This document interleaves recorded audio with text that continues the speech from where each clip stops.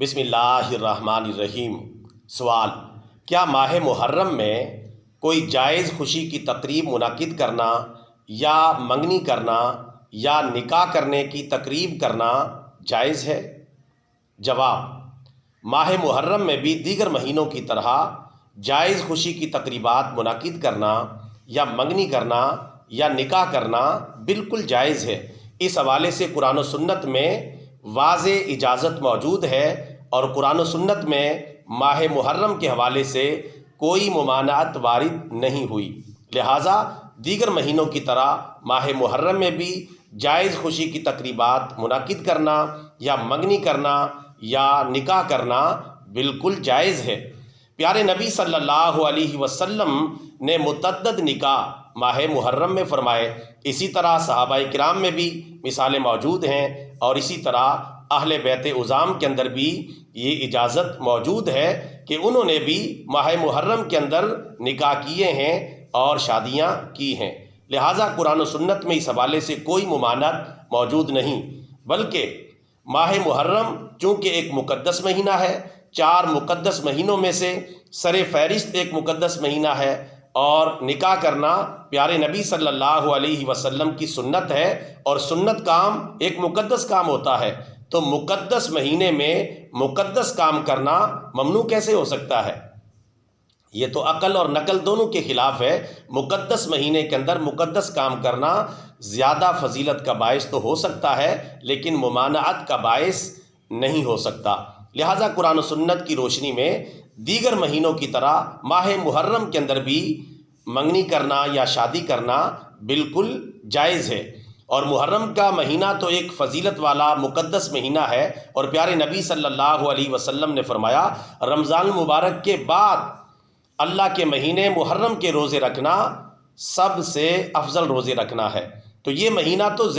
رمضان المبارک کے بعد سب سے زیادہ مقدس اور پاکیزہ مہینہ ہے۔ اگر کوئی آدمی جائز طریقے سے سنت عمل پر عمل کرتا ہے اور سنت نکاح کرتا ہے تو اس میں ممانعت کا سوال ہی پیدا نہیں ہوتا، بلکہ اس کو غم کا یا سوگ کا یا ماتم کا مہینہ سمجھنا حرام اور کبیرہ گناہ کا ارتکاب ہے۔ نہ تو یہ قرآن و سنت کی تعلیمات ہیں، نہ صحابہ کرام کی تعلیمات ہیں، اور نہ ہی اہل بیت اطہار کی تعلیمات ہیں۔ ہمیں ہر صورت میں قرآن و سنت کی تعلیمات کو فوکس کرنا چاہیے، جذبات سے اور اپنے خیالات سے دین نہیں بنانا چاہیے۔ دین وہی ہے جو اللہ تعالیٰ نے قرآن پاک میں اتار دیا ہے اور پیارے نبی صلی اللہ علیہ وسلم نے اپنی سنت میں اور اپنی احادیث مبارکہ کے اندر بیان کر دیا ہے۔ بعض لوگوں کا یہ خیال ہوتا ہے کہ شاید کوئی مسلمان اگر محرم کے مہینے کے اندر کوئی جائز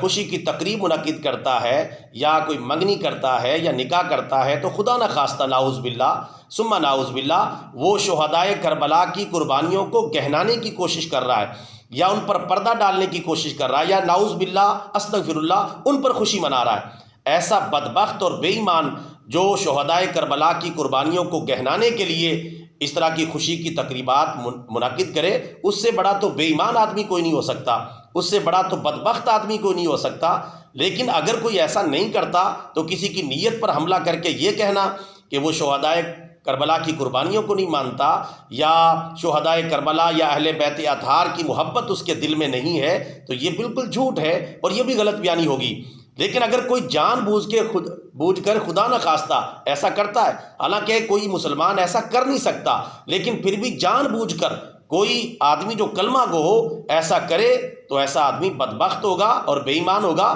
چونکہ ایک عمل جائز ہے، لیکن اس جائز عمل کو شہدائے کربلا کی قربانیوں کے مقابل لانا یا شہید کربلا حضرت امام حسین رضی اللہ تعالی عنہ کی قربانی کے مد مقابل لانا اور اس سے اس بات کا موازنہ کرنا، یہ بالکل جہالت ہے اور پرلے درجے کی حماقت ہے۔ لہٰذا بالکل واضح ہے قرآن و سنت کی روشنی میں، صحابہ کرام کی تعلیمات کی روشنی میں اور اہل بیت اطہار کی تعلیمات کی روشنی میں ماہ محرم کے اندر بھی خوشی کی تقریبات منعقد کرنا یا منگنی کرنا یا نکاح کرنا بالکل جائز ہے۔ اللہ تعالیٰ ہمیں صحیح بات کو سمجھنے کی توفیق عطا فرمائے، آمین۔ وما علینا الا البلاغ المبین۔